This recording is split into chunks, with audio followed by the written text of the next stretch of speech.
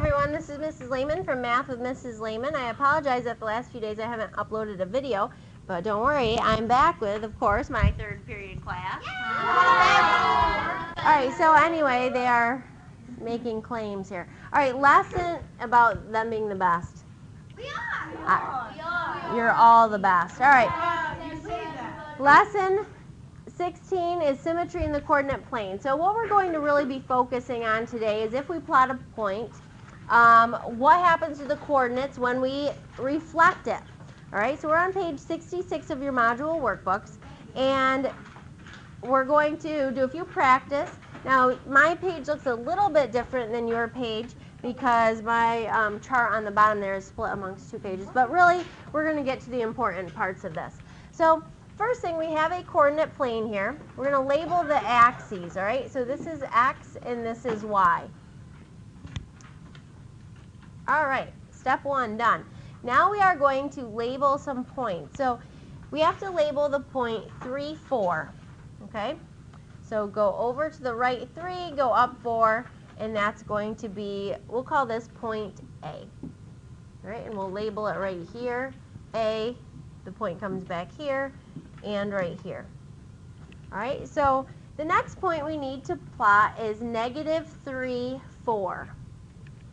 So go to the left 3, go 4 jumps up, and that is point B. And I'm going to label this point B here. All right, so one thing that we can notice is that they have some similarities in their coordinates. So we have to decide, is their x coordinate the same or is their y coordinate the same? So which one is the same, Tori? The y coordinate. So let's write y coordinate of 4. All right? What's different about the 2 points, coordinates? Yes? The x-axis. The x-axis, the x coordinate is different, all right? So the x-coordinate is different. What could we say about 3 and negative 3? What are they? Ava? Opposite. Very good. So the x-coordinates are opposites. So, this lesson is going to be talking about reflection. So we have to make a decision here. And in 6th grade, the only 2 lines of reflection that you're going to be using are the x-axis and the y-axis. So essentially, it's like one of these points is looking in the mirror. It's either looking down or up or over, right? We have to figure out, is it being reflected in the y-axis, or is this x-axis being used as the mirror, so to speak? Okay? So it'd be kind of like if you were to fold the paper over, which line would you fold it on to get the other point? So would we be using the y or x-axis to get from point A to point B? You think the x? If A looked in x is the mirror, it would see its reflection over here? No. Then what's our line of reflection? The y, right? So picture this point as, you know, like you're looking in the mirror, right? You're maybe 3 feet away from the mirror. You're going to look across into the mirror. You're going to see yourself 3 feet away, right? You're still going to be the same height, right? You're going to be the same distance away. All right, so let's look at the next set of points here. So we're going to start back at A, and now we're going to go to 3, negative 4. So go 3 to the right, and then down 4. We're going to call that point C, okay? So what do points A and point C have in common? Calvin?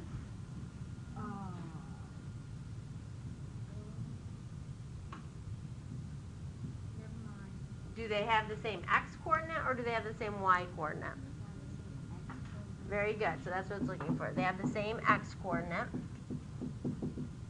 which is what? 3. Very good. So they share an x-coordinate of 3. They're both 3 to the right, as you can see right here. Does everyone notice that? Yep. Okay, but the difference is one is up 4 and the other is down 4, right? So we're going to say that which coordinate is opposites here? The y coordinates are opposites. Very good.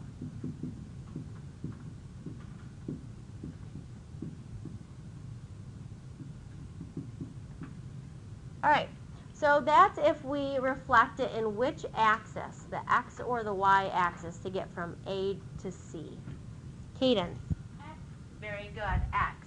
So if we were to fold this axis, right, the x-axis, we would end up with A flipping down to C. Okay? All right, now what happens if we go from 3, 4 to -3, -4, which we'll call point D. So we got to go -3, -4. That's point D. What do we notice about the similarities? Do they share the same x value? No. Do we share the same y value? No.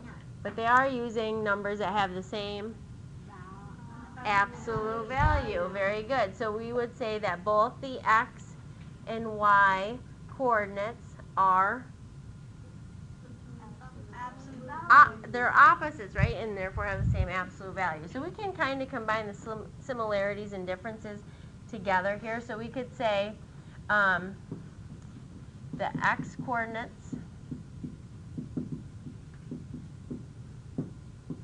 are opposites.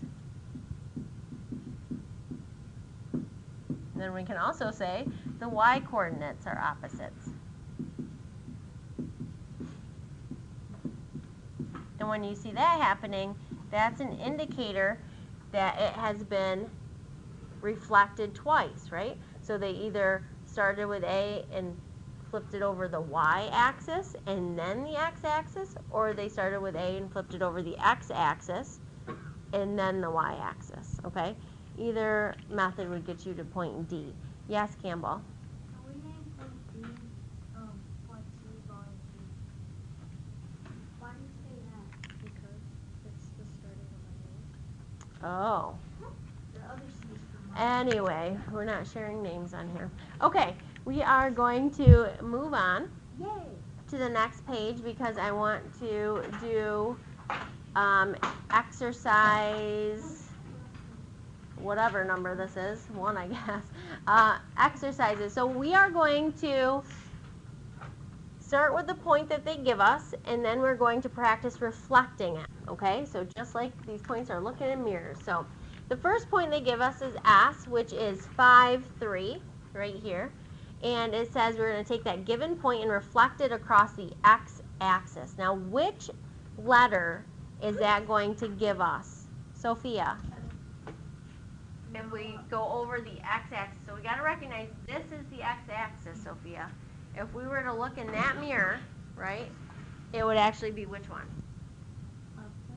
Point M. Okay, does everyone understand that if we start here, it's going to reflect here and end up at point M? Okay, so let's write the coordinates of point M, which are what? Who can tell me those? Kaylin? 5, -2. Very good. So you're noticing immediately if you reflect across the x-axis, which coordinate is changing? Ava? The Y. Very good. So if you reflect over x, the y value changes. All right, let's take point S. We're going to start there again, and then go across the y-axis. So we're starting at S, we go to the y, or go across the y-axis, so we're crossing the y-axis. All right, where are we going to end up? Which point? Sophia wants to try this again. Go ahead. Point L, very good. Who can give me the coordinates of point L? Ashton. -5 and 3. Very good. -5, 3. So we notice when we reflect across the y-axis, which value is changing? Ava? The x-axis. The x coordinate, we would say. Very good. So when you reflect across y, the x coordinate changes. When you reflect across x, the y coordinate changes, okay?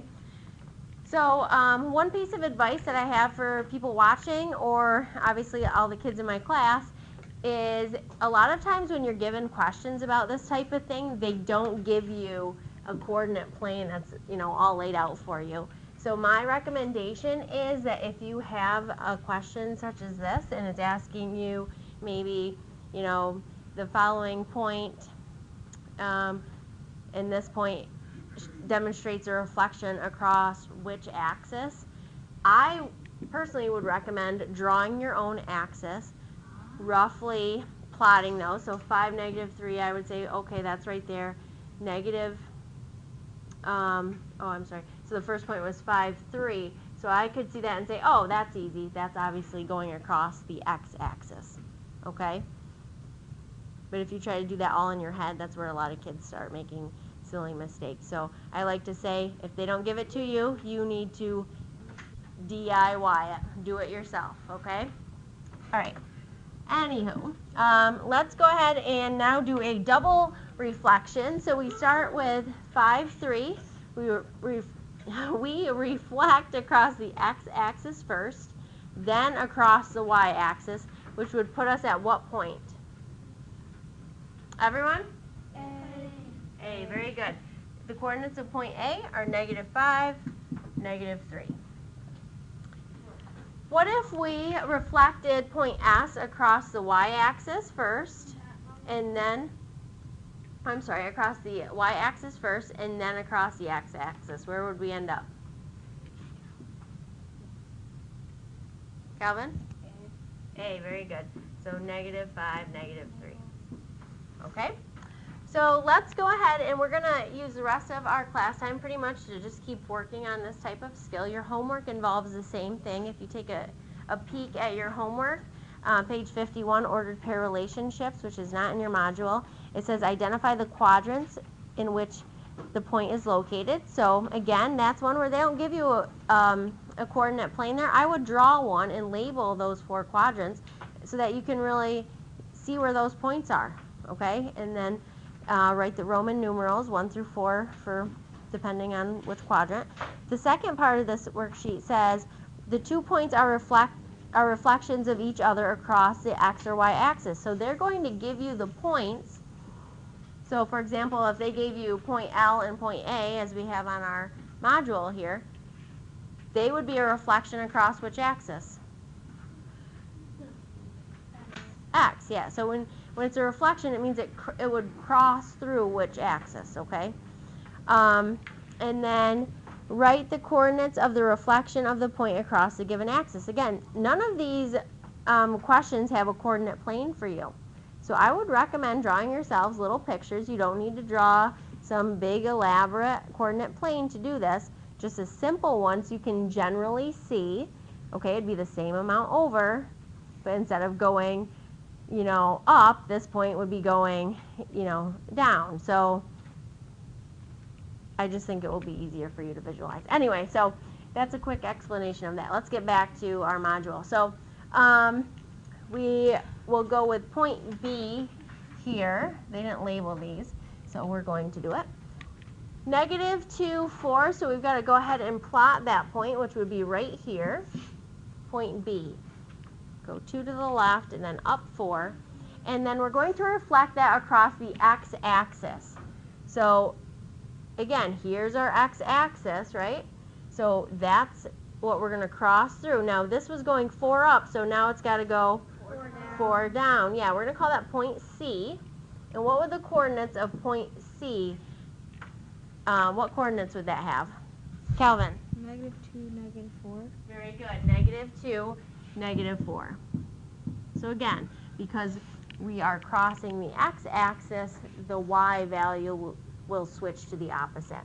All right, so if we take point B, starting back with this one again, we're going to reflect it across the y-axis. So where would that end up? What coordinates? Peyton, nice and loud. 2, 4. Very good. 2, 4, and we're going to label that point D. let's use our next point, which is going to be point E. Now, without even looking at this coordinate plane, you could probably figure out a pattern here.